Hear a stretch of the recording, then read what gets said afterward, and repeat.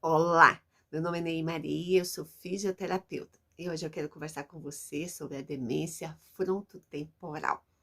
E a palavra já diz tudo. Então, tá, a demência ocorre na região frontotemporal. E quando você vai pensar em frontotemporal, você não vai ficar só aqui no fronte, não. Você pode pegar essa região aqui do olho orbicular, tá? Então, aqui geralmente acontece a demência frontotemporal. Mas ela fica só ali? Não. Ela atinge também depois, ela vai para outras áreas e nos exames, geralmente vai para a área é, temporal, depois parietal e depois occipital. E nós precisamos sim ver meios de ajudar o nosso paciente. O que nós podemos fazer? Se é comportamental, nós podemos achar que ele está num surto de loucura.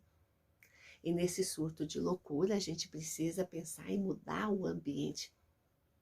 Se você está fora de si, sem controle, e se o ambiente ainda é um ambiente pesado, um ambiente que não tem equilíbrio, onde as pessoas também estão desequilibradas pela situação, acaba que pode acelerar, pode piorar a situação daquele paciente que já está com o diagnóstico. Então, precisamos mudar o ambiente mais tranquilo. Tem cachorro? Tira os cachorros. Som alto? Diminui o som. A música tem que ser uma música que ele gosta. E olha lá, a fala. Não adianta você bater de frente com nenhum idoso, muito menos um idoso que tem demência. E aí a gente vai pensar, você bate de frente com um paciente assim, ele pode às vezes até fazer, mas ele vai ficar apático, ele vai entristecer. E geralmente esses pacientes têm sim depressão. Então ele pode entrar num quadro depressivo. E é uma relação muito rápida, tipo de uma bipolaridade. Ao mesmo tempo que ele está bem-humorado, ele sai do bom humor e fica irritado, fica agressivo, tem ira. Então, nós precisamos pensar no primeiro minuto de ter controle, de resolver essa relação ambiental. E aí, voltando a uma coisa que às vezes a gente quer ajudar, mas às vezes pode não ser bom, nem para ele, nem para você e nem para as pessoas. Quando uma pessoa tem a demência frontotemporal, não é interessante que você saia para passeios. No início, a relação com o familiar, a relação de um shopping, de um supermercado. Por quê? Por essa relação de desinibição, de hipersexualidade, ou talvez de uma agressão, ele pode sim fazer coisas que pode alterar todo o comportamento e a pessoa que está lá fora não entender e achar mesmo que ele está num surto de loucura. Então, evite levar ele em ambientes onde ele pode se alterar, mudar o comportamento dele.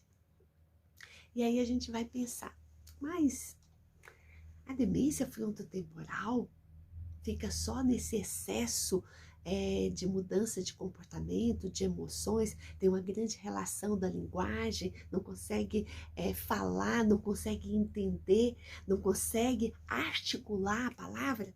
Não. Ela vai sim criando outras complicações, outras disfunções. E aí entra a fisioterapia.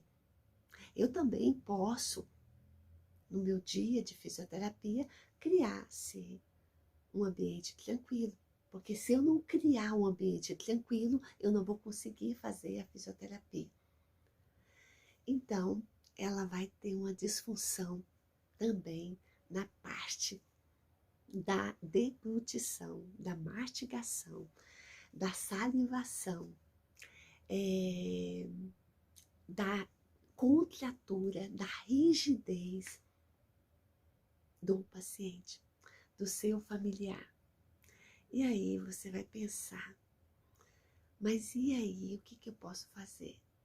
Já de início, você vai ter que buscar relaxar. Ah, mas é muito difícil. É muito difícil, sim. Não é fácil. Às vezes eu me deparo de chegar na casa do paciente, o paciente já está torto. E aquele torto pode piorar, porque se ele entorta aqui ou aqui, quando ele for caminhar, ele vai ter dificuldade de manter a postura ereta. Quando o paciente, pode ser idoso que não tenha uma demência, quando ele caminha muito com o tronco flexionado, acaba que o equilíbrio dele é ruim. Ele não tem um ponto de direção lá na frente. Então, tente caminhar com ele mais ereto. Chama ele a levantar a cabeça. Enquanto você pode, levante a cabeça. E mesmo depois que ele já está aqui, evite.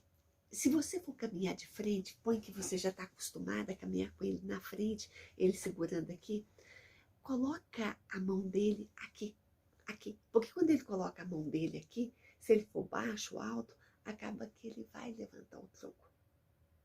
Ah, mas ele não consegue. No começo tudo na nossa vida é adaptações. Vai indo, o corpo responde. Eu já te falei para você evitar de caminhar na frente, caminha atrás, puxa ele, apoia ele, porque se ele for a queda, estou falando numa fase moderada, avançada, você vai segurar ele e ele vai ao chão sem a possibilidade de se machucar, a possibilidade de fraturar. Aí a gente sai dessa relação e eu quero falar para você que ele tem dificuldade de perceber o distanciamento da passada, a profundidade. Então, às vezes, ele caminha como se estivesse caminhando em casca de ovos, nas nuvens. Não, é porque ele não tem percepção de profundidade, ele tem uma dismetria. E aí você tem que elaborar isso, essa caminhada, essa passada, no tempo dele. Se possível, se ele tem óculos, coloca óculos. Porque a visão ajuda muito também a você a caminhar. Aí sai dessa relação de dismetria, onde você está indo no tempo dele. Você tem que sim lembrar que uma das coisas mais importantes da gente manter desde o começo, em qualquer demência, em qualquer pessoa, em você, é o bom funcionamento do seu intestino. A constipação intestinal, ela gera danos porque é no intestino que nós formamos a serotonina. 95% da serotonina está no intestino. Serotonina é bom humor. Serotonina é alegria. E se é bom humor e alegria, a gente está tirando um dos fatores de risco de piora, que é a depressão. A dopamina, 50% está no intestino, no bom funcionamento do intestino, porque se está funcionando, você vai formar esse neurotransmissor, esse hormônio. Então, vamos pensar que eu, fisioterapeuta, tenho como sim ir lá e ajudar a liberar. Mas você com alimentação, você com movimentos de perna, você com a caminhada, você dando líquido para ele, ele não gosta. Água é água para todos nós. É medicamento. Não é medicamento, é remédio. É remédio. Medicamento tem princípios tóxicos. Não, remédio é aquele chazinho. Dê água, dê uma melancia, dê fruta que tem água. Não precisa ser apenas água. Passa a ter uma rotina. Quantas vezes no dia eu vou dar água para o meu familiar? Às vezes é interessante de você pôr o copo não cheio, põe ele raso, e aí você dá água para ele. Você também pode trabalhar a partir do relaxamento. Não coloque muitos travesseiros. Deixa ele mais na posição relaxada. Mas ele já tem rigidez. Então, vai lá e massageia. Não massageia só uma vez na semana, não. Cria o hábito de fazer esse carinho nele. Cria o hábito, eu fiquei pensando disso. Cria o hábito de ter alguns minutos presente na vida dele. E não como função, porque às vezes a gente tem a função. Agora eu tenho que dar alimentação, agora eu tenho que dar banho, e depois deixa ele lá sozinho. Não. Naqueles 10 minutos, abrace, diga o quanto ama. Diga o quanto ama. Sorria, brinque, coloque uma música que seja do gosto dele, que seja tranquila. Eu falei da boca, eu falei da disfunção. E saliva, um excesso de saliva não deixa o bolo alimentar passar. Então, às vezes necessita sim de pedir ao médico um medicamentinho para passar, para diminuir a saliva. Só o seu médico pode saber se tem indicação ou não. Então veja isso. E o posicionamento. Coloque, faz quando ele está com muita salivação, coloque ele deitado de lado, porque a saliva vai sair mais fácil de lado e a possibilidade dele engasgar também é menor. Também a possibilidade, para não molhar, porque tem muita saliva, você pode colocar uma toalhinha por baixo da roupa. E depois coloca uma outra toalhinha, ou então faça um babador bonitinho. Na hora da alimentação, de várias formas. A saliva tem sim a possibilidade de aplicação do Botox. E se você não tem condições financeiras, o SUS, para determinadas famílias, é obrigatório. Então, busque os seus direitos. Busque os seus direitos de ver essa relação do Botox para parar a saliva. O Botox, creio eu, que é de 6 em 6 meses. Então, 6 meses onde você vai ter o relaxamento, onde você vai parar, né, com essa salivação, esse excesso de saliva, vai ser bom para ele. Creio que eu falei de fatores importantes. Falei para você que é importante você criar um ambiente tranquilo. Falei que é importante você trabalhar o intestino. Falei que é importante você colocar no tempo dele. Ele não vai, essa relação da dismetria que eu te falei, distanciamento, não adianta você forçar ele a sentar no momento que você quer. Não, você tem que orientar ele para que ele vá sentando devagar, até para não machucar as articulações maiores.